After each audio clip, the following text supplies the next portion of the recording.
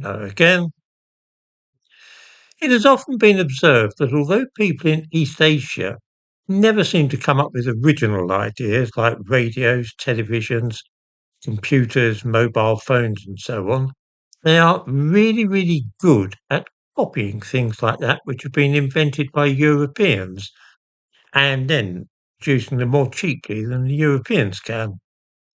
They are imitators of European inventions rather than coming up with anything original themselves. This has been the case for at least 5,000 years.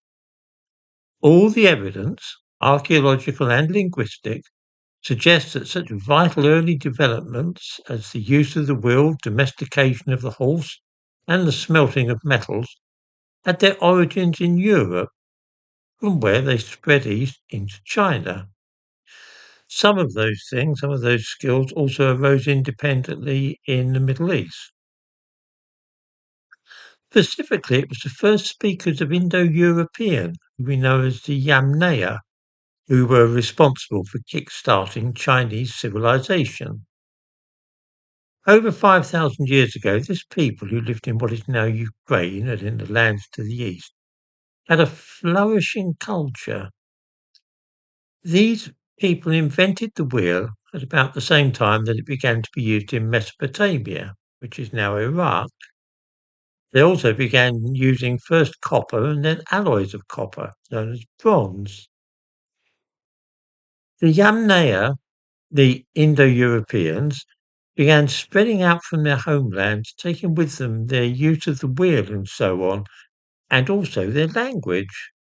They moved west into Europe, south and east into what is now Iran and India, and east into China. That's why the languages of India, such as Hindi, Punjabi, and the rest of them, are related to English.